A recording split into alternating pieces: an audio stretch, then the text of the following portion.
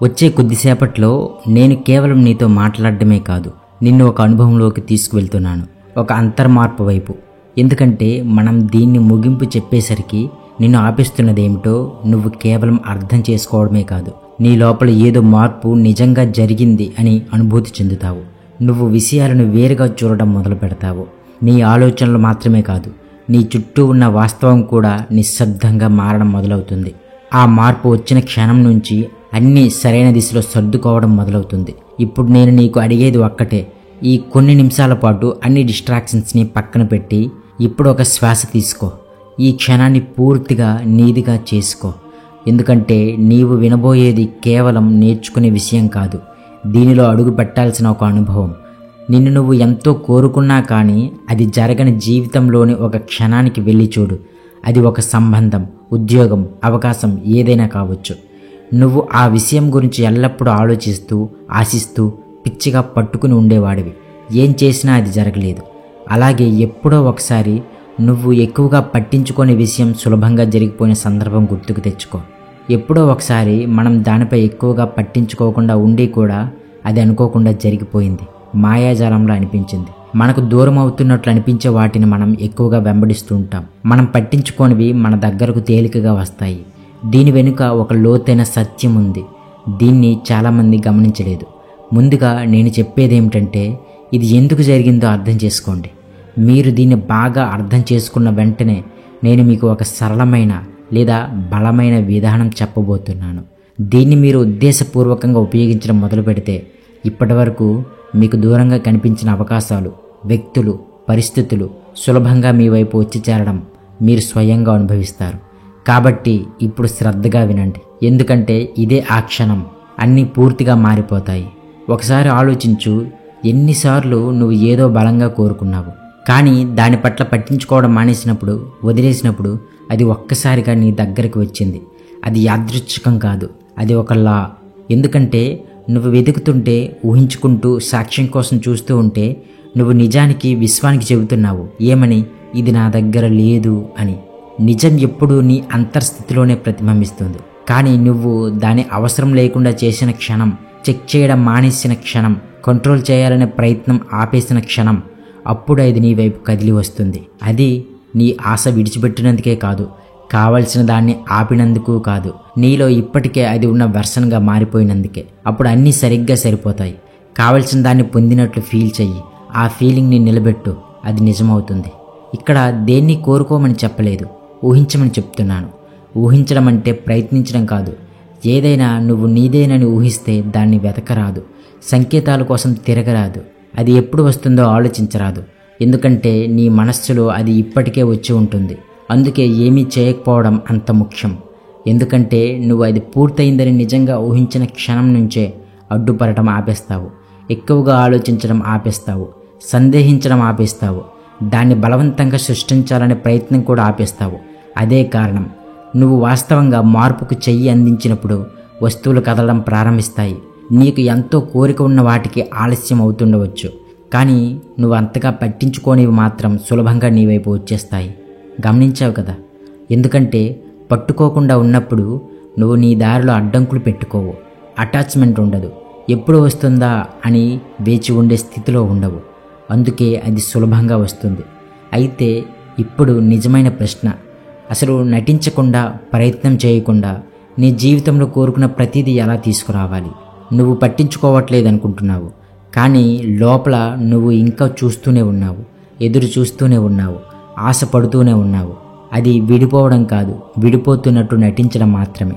అయితే ప్రశ్న ఏమిటంటే, బలవంతంగా చేయకుండా, ఏదైనా అనుభవించడానికి కోసం కష్టపడకుండా ఎలా? నువ్వు నిజంగా నమ్మడం లేదు. ఒకసారి నువ్వు దీన్ని అర్థం చేసుకుంటే అన్నీ మారిపోతాయి. అదే నేను నీకు చూపించబోతుంది. మొదటి స్టెప్ ఏంటంటే, ఈ క్షణం నుంచి వెంబడించడం ఆపు. నువ్వు గమనించినా గమనించకపోయినా నువ్వు ఎప్పుడు ఇది జరగాలి అనే మూడ్లో జీవిస్తున్నావు. ఆ మూడ్నే నేను ఇక్కడ బంధిస్తున్నాను. ఎందుకంటే ప్రతిసారి నీలో అది ఎక్కడుంది, ఇంకా ఎందుకు రాలేదు అన్న భావన వస్తే నువ్వు నీ మనసుకి మళ్ళీ మళ్ళీ చెబుతున్నావు, ఇది నా దగ్గర లేదు అని. కానీ నిజం ఏమిటంటే, నీ దగ్గర అది ఇప్పటికే ఉంటే నువ్వు దాన్ని వెతకడం ఉండదు. అప్పుడు నేను అడుగుతాను, అది ఇప్పటికే జరిగిపోయినట్లయితే నీకు ఎలా అనిపిస్తుంది? నువ్వు ఆందోళన చెందుతావా? లేదు. నువ్వు ప్రతిసారి చెక్ చేసుకుంటావా? లేదు. నువ్వు డౌట్ పడతావా? లేదు. నువ్వు రిలాక్స్గా ఉంటావు, ఆత్మవిశ్వాసంతో ఉంటావు, నిశ్చితంగా ఉంటావు.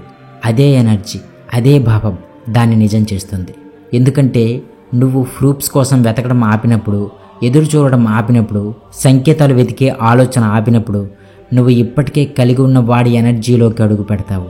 అదే ఎనర్జీ నీ వైపు దాన్ని తేలికగా ఆకర్షిస్తుంది. కాబట్టి ఇక్కడి నుంచి వెతకడం ఆపు, ఎదురు చూడడం ఆపు. ఎప్పుడు వస్తుందో అడగడం బదులు నువ్వు తెలుసుకున్న ఎనర్జీలోకి అడుగుపెట్టి అలా చేయగానే అన్నీ మారడం మొదలవుతుంది.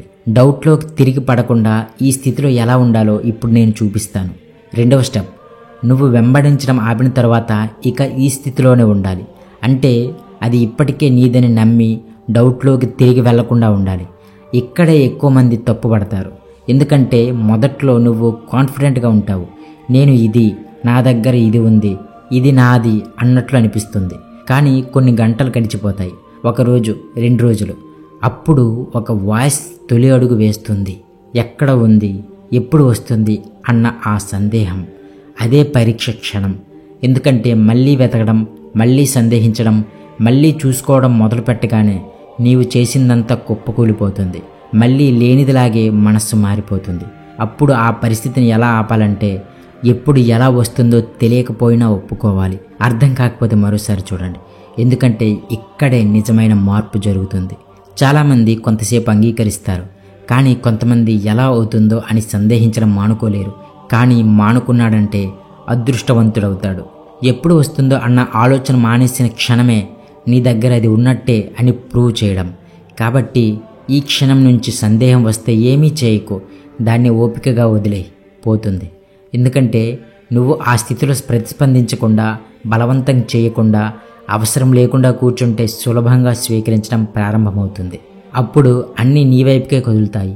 ఇప్పుడు చివరి దశ గురించి మాట్లాడుకుందాం. ఇది ఈ ప్రాసెస్ను శాశ్వతంగా స్థిరపరుస్తుంది. 3వ దశలో నువ్వు చేయాల్సిన 2 ప్రధాన పనులు. 1, నువ్వు వెంబడించడం ఆపేశావు. ఇక వేచి ఉండేవాడిగా, అన్వేషించేవాడిగా, ఆశపడేవాడిగా ఉండటం లేదు.